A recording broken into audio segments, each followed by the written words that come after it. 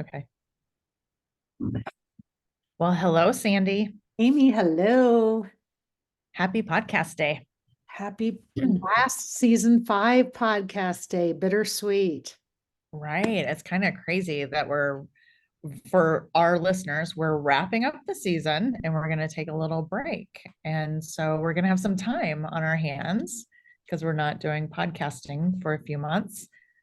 What are you looking forward to? What am I looking forward to? I know. I No, just kind of summer. tossed that. Yeah. All the things, probably. All the things. Summer, well said. I think summer is huge because we just bought patio furniture because we sold it when we moved from Omaha. And I was thinking when I was sitting on it at the store yesterday, I was like, oh my gosh, summer is going to be here and we're going to be able to sit out in our furniture and have a glass of wine Hmm? and have people over. It's just like this whole different mindset when summer hits. For me, it's having the Yeah, door open, and the dog can come and go. And how I just put my my patio furniture out yesterday, and he likes to sit underneath the window. I have my book out that I usually read for a little bit in the afternoon. Now I can sit outside. It's warm enough. right. Even like choice of restaurants, we think through where we can sit outside. Same, same. Yes. So And it's the little things. Even though we have big things planned, when you asked me, the first thing I thought of were the little things, the little treasures in life that we look forward to. right. Same. Now, do you plan your summer, like what you're looking forward to? Do you plan well, you do, obviously, you plan where you're going to eat around outside sitting, Mhm. which we do the exact same thing in the summertime.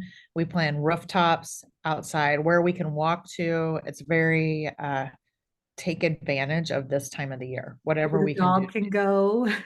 Yeah, you're right. Exactly. Where the dog can go. Good point.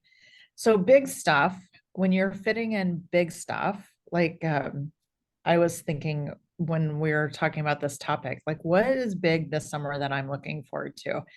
And we just did a trip. So I have trips and we just moved. So that's done. Check, check. Right. So I was like, what am I looking forward to? And I had a hard time coming up with anything big. So I'm sitting here thinking. I think I'm going to do a trip later in the summer with my mom, which is going to be fun. And that's again family time. My kids are all going to be here next week. Nice. Family time. Yeah, it's like all of them. I'm like kind of excited. Yeah, looking forward. You know, for me, I've got something every month. I've got my brother's coming to visit. I've got a big trip to Slovenia with my oldest son. His best friend's getting Fun. married. And it's That's fun. just my oldest son and I going. So that'll be fun. I mean, I don't know if that's ever happened.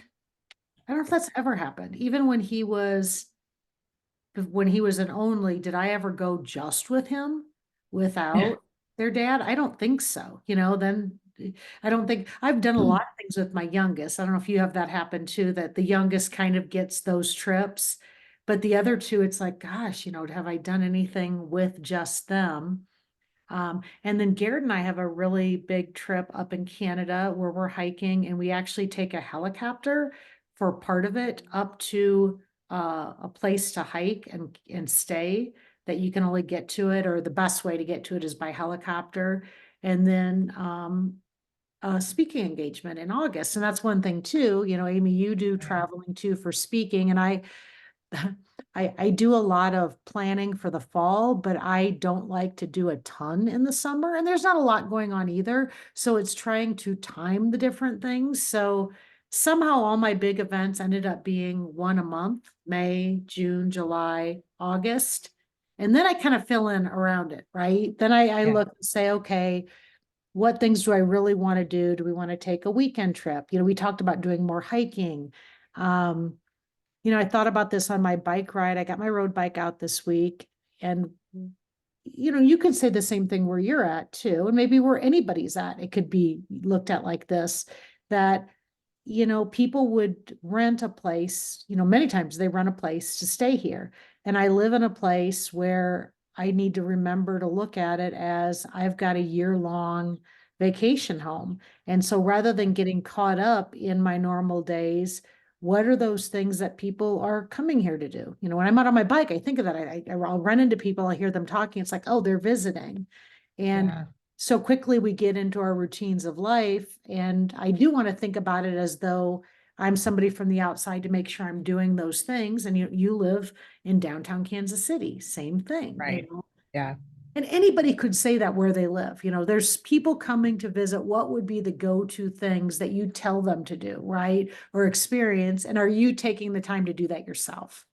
Oh, yes. You just made me think of something. There's a World War I museum here in Kansas City, and it's been on our list for since we moved here that we need to get there to the museum and haven't done it yet. So, yes. So, one of the things when I was researching this is part of looking forward is building that anticipation, and that anticipation can help us feel energized, feel positive. So if we're not looking forward to something, then that's when you tend to feel more down. And one of the things that they brought up was during the pandemic. And when people didn't have something to look forward to because things were so unpredictable and Right. nobody was making plans, that was one of the things of this anticipation and not knowing when things would happen. It was really hard for people. That makes a ton of sense, and that is huge. And now that you bring that up, I remember feeling that way and having other people feel that way. Maybe that's why it was the little things that kept me going, like weekly book club, right? That was something on the calendar. And some of us, we didn't know each other well before then, and we have lifelong friendships because of that connection and something to look forward to and something to have on the list. But the weekly book club, which seems absurd now, really, I had a weekly book club, and that meant I always had to read for it, but most people, they joined most of the time because it gave us something to look forward to. And we were talking to people across the country. We weren't just talking about COVID, right? Right.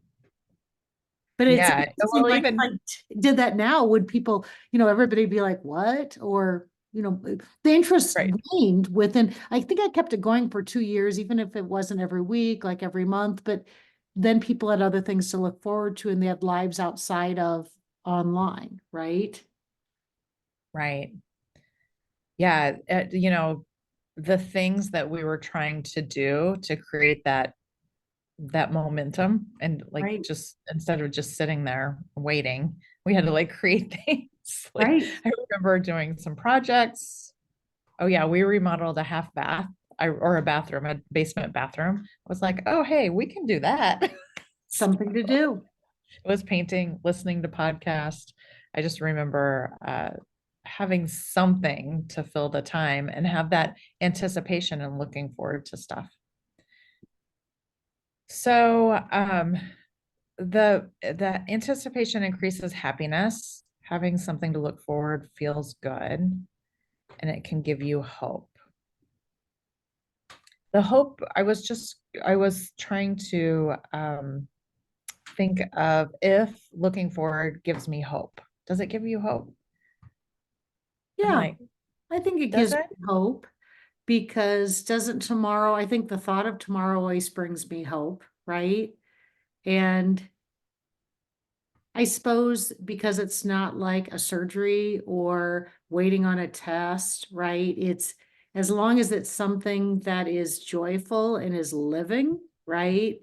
Right, It gives me hope because it means that I still have joyful tomorrows. right. Okay, that makes sense. I get it now. I was just like, I wasn't connecting that one. Hey, the other thing with the door open is now you can hear all the vehicles going by too. When we're taping a podcast, I kind of forgot about that. I cannot hear them. I Oh, think you're good. good, good. Yeah. Need a filter for that. Yeah, when you ask about looking forward, hope wouldn't be the word that would come to mind, but when you ask, yeah, think about like COVID, right? When you didn't, back to hope, you weren't worrying about today when there was something good to look forward to for tomorrow. I guess that's a good definition of hope, right? Right. Yeah. So one of the things when we're looking forward, I was thinking about this with our move. If I have too much time to look forward to something, I will over plan it. I did it, well, I don't think I over planned our move because it went very well, but I was just like, I could have. I just felt like I was constantly in my head Right. ruminating of the plan and how things were going to go. And planning and looking forward, the other thing I thought of, I planned, I will tell you, when I had one of my kids, middle of November, and I planned all of Christmas and got it all done before that because I thought I wasn't going to feel good. And I over planned because then I did feel good. And so my kids had a really wonderful Christmas that year because, everybody was out shopping in December. And I was like, all right, I'll go shopping again. So planning, how do you like balancing the planning and balancing looking forward and not over planning and stressing? Because a lot of times people stress when they plan. Thoughts on that? I think it falls in the whole U curve philosophy that there's no one extreme or the other, and we all have a sweet spot, right?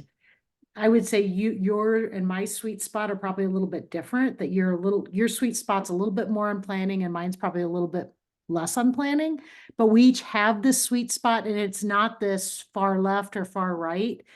Yeah. And we need to recognize it because sometimes you might have an inclination to go one way or the other. So, lack of planning. Oh, I like to be spontaneous and it's so much fun. But then all of a sudden you could spend a whole day talking about what you want to do. And that's what typically happens when the kids are here is if we don't plan anything or at least talk about options, we can waste a lot of time never doing anything but talking about everything. And Right. but then the other side is I've done both, right? Where I've overplanned, we've talked about this with summer bucket lists. I've overplanned summers that the kids are so sick of being, having agendas and programming that a nice day comes and they want to do a pickup baseball game and I've got them signed up for 2 events for the day. It didn't allow for spontaneity. So it's finding that sweet spot. And I think it's different for everybody. It definitely is different because for me, planning is safe. I'm like, okay, and I agree with you. You have to have flex time and flex for things come up, things happen. But like Tom, when we were moving in here, he was like, you need to tell them where to put stuff because I know you have a plan. He was like, I'm not even going to touch it because you already have this all planned out. And I did. I had it all planned out in my head. And so he was like, all right. And he just let me have it because he knows that's my obsession. But Amy, you bring up a great point because rarely are you planning something that just is yourself. It almost always includes other people and you've got to take them into account. So for instance, the Yeah. Slovenia trip, one of my running friends said to me, you literally just planned this, a month ahead. Because we were going back and forth. We didn't know with my oldest son, if his girlfriend was going to go, if Garrett was going to go. And it was once we found out it was going to be the two of us. And it was a destination wedding that a lot of things were already planned, right? But Mhm. I said, oh, gee, usually I'm not like this last minute, especially when it's international. But I tell you, if Garrett, if he truly was going to go, that would have caused him a lot of heartache to do all this a month ahead of time. For his sake, we would have been way more planned out at least 3 months ahead of time. But my oldest son is very chill. Whereas my Yeah. middle son, if he was involved, he'd say, Mom, what are we going to do? He'd be Googling and looking at options. But since it's the two of us, this worked out fine. If we would have added anybody else into the equation, we would not have hit a group sweet spot, right? Oh yeah. We would have not been thinking about the other people. I think that's important when we're talking about planning because everybody views their plan different. Some people think they have one thing planned for a week and that's a great plan. Right. So, or for a week vacation, and others are like, we used to, when the kids were young and we would travel, we went to Florida a lot. We had a place down there, so we would go down there and we would kind of have this time. And we always ask the kids, okay, what is the one thing you want to do while you're here? Because with 4 kids, Right. you know, it's, I'm not going to plan the whole thing, but I'm like, what's your one thing? And so they would all tell me one thing. And I'm like, all right, that's 4 days right there of something, or 4 activities. And as long as we got those checked off, then it was like, all right, we had some sort of plan, but we also had some flexibility to shift and change and do other stuff, which I think is also very important because you can always update your plan. And it's good to ask, with kids and husbands, you kind of have a good idea, but every once in a while, let's say I know my husband's really good friend and spouses are going, asking general questions of that other person to say, hey, how much flexibility do you like in the day?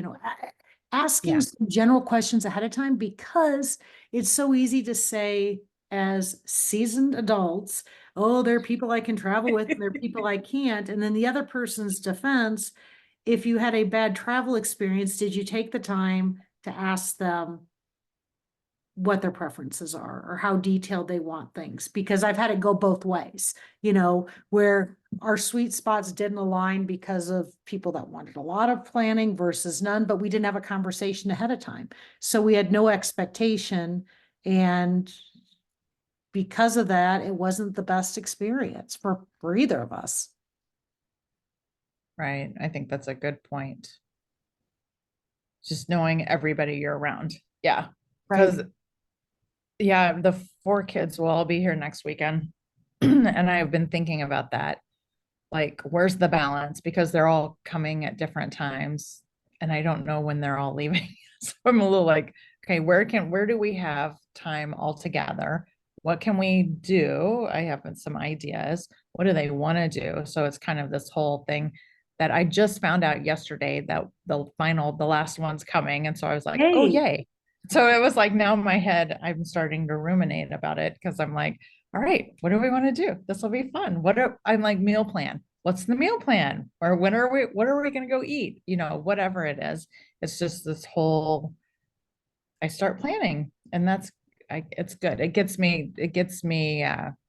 excited about planning. I like having a plan. I like having something to think about and something to do. One of the things that came up in my reading was you have to have patience, which that that is sometimes hard for a planner to have patience, especially if you come up with your plan pretty quick, because then you're just sitting there waiting. mhm. It's very difficult. So how do you And overcome that? yes, it's a very hard because a lot of times you can't do anything about it. Like a trip, you can't do anything. You just have to wait. Like our move, we it was really hard because we bought the condo, we closed on the condo, and then we didn't move in for 3.5 weeks. So that 3.5 weeks I was sitting there like, all right, what can I do? Because we have possession of it, but the painter's in the whole house, so it's like he didn't want me here. So I was really struggling. But one of the things that I did was I created distractions. It was kind of like, all right, what are the other things I can focus on so that I'm not thinking about that anymore? Mhm. And actually, one of the weeks that the painter was here, I didn't come over here at all. Like I Okay. just stayed away. I was like, I'm just staying away. I'm not going to go over there. So it was hard though, like Mhm. distracting yourself. Even I think when I'm planning and I'm waiting on someone, that's when I really get impatient because I just want to wrap it up or hear about a decision. So the more people that are involved, maybe they have to check schedules. There's different reasons why the momentum can't continue, but Yeah. that's when I get really impatient, is when I'm ready to get it done and get finalization and I need input from others and I'm not getting it for a variety of reasons. Right. And And so I how get do you handle that? distractions. Uh, you know what? I write it down on a sheet of paper and back to my planning is I'll put it for tomorrow, not today. And if it Oh, happens today, great. But then I know tomorrow I need to double check on this or follow up. But I've taken it off of back to that list, part of highlighting and getting something done. Part of it is just for me with my long list of things I want to do is I don't like things lingering. And so I can move it right. on a little bit. And I tell you one thing that I'm trying to be intentional about as the seasons change is thinking about the things that are part of daily habits that I want to do, whether it be you talked about food. Even if the kids aren't coming, what do we want to try something new for cooking? Or do I want to put in the rotation that we're going to grill something new every week? Right. So it can be Right. simple things like that. I've talked about this before, but I'm very intentional about my exercise that's seasonal. And I have a list and I say, did I get paddleboarding in this week? And then it happens versus if I don't have it on my list that I'm thinking through, okay, when am I going to fit this in proactively? I only get out 4 times rather than, most of the time every week, but kind of the daily habits, whether it be exercise, relationships, reaching out, one of my girlfriends that I never see from Omaha said, why don't we both, let's do a call and go for a walk like we used to together. And it was wonderful. We both walked outside in our cities and we connected and we said, we need to do this every month. But it's, Yeah. back to the relationships and the food. There's a lot of things we can do that maybe don't sound terribly exciting, but you need to plan for. And to me, there's seasonality with some of them too, right? But to put them on the schedule means planning for them, and it's not exciting planning. It's the daily routine stuff, the monthly routine stuff, the putting it on my list really and making sure I follow through. And the intentionality Mhm. is kind of what you Right, led with, which is, it's intentionality is about planning, right. being intentional planning, big or small. One of the things you mentioned was write it down. I have found that is super helpful when I'm like thinking through things and I just keep thinking through it. I'm like, all right, I have to like write it down so that I will quit thinking about it and I've got it captured and then I can leave it and I can come back to it. So it helps me let it go. And the other thing that I have found is actually those words, let it go, that meditation type of thing, because I've learned, do you meditate? I don't, I should. Okay. Well, you don't feel bad about it. Okay. Like it is or it isn't. So, and I've just learned to meditate better. I will say that's one of the things I'm learning. I think it's a practice. It's definitely, something that you just keep practicing. But the phrase let it go, because for meditation for me, it's like emptying your brain. Mhm. And I have a hard time emptying my thoughts in my brain, which I think most people do. So I don't think that's not normal. But when I have a thought that comes in, I'm always like, all right, I need to let that go so that I can empty my brain. So it's kind of it helps me just to say, let that go, let it go, and just be empty. I have be empty. I know, make the brain empty, but Right. it's super helpful because it, I plan conversations. That's one of the things that I plan. If I need to talk to somebody about something, I will start planning that conversation and I'll start talking my talking points over and over again and writing it down and then letting it go is super helpful. I need to be more intentional about formally meditating, but I am really good about having quiet time in my head. Like for instance, when I go on a bike ride, 2 hour bike ride, I'm not listening to anything. And I usually have something like you said, planning. If I have something I need to let go of, like think it through and say, let it go. You know what? I can't occupy my brain. And that's where I plan a lot of content. I'll think through, usually I'm going to, if especially back to writing it down, my best stories that I write is I'll just throw a story, that's on my mind, first draft, and all the master classes tell you get it all out, what you're thinking. Don't worry about grammar. Don't worry about, just get it all out. Then I'll go for a bike ride and I'll just formalize it in my mind, right? I'll say, take that out, add that story. And when I come back, I'm 2 hours later, or an hour run, I'm running to my computer because I have thought through the elements in the story, what's important. Why do I want to tell the story? Something I forgot about, but I try really hard, especially when I'm out in nature or doing something like that, to just be, right? And clear my mind or think things through. Right. Giving yourself space. You give Right. yourself that space And don't just have to to, have noise all the time. In the yeah, morning, I won't turn on the record. I don't want to turn on a podcast. I just like the silence. And part of that is I'm waking my brain up a little bit too, I yeah, think. yeah. Uh, I don't think I ever gave myself that when I was younger. I feel like there was a lot of noise all the time. You know, Really? I think Yeah. when I got in my car, if the kids were in it, it was their music, my Mhm. music, I wasn't doing audiobooks then, but I feel like there was always or on a phone call, right? If I was in the car, I think I was returning phone calls a lot too, but I was always on something. I don't think I gave myself that space when I was younger, and I wish I had. Good for you. I think that's a lost skill of knowing how to be bored, knowing how to have space just to think through stuff, because we have so much opportunity now to be distracted. I Right. mean, we have these phones in our hands that last night I was watching, we were watching American Idol, which finalized last night. It was kind of fun. Nice. Um, but while I was watching it, I was bored because, I wasn't that into it, but I was entertained by it. So I was also cleaning out my photos.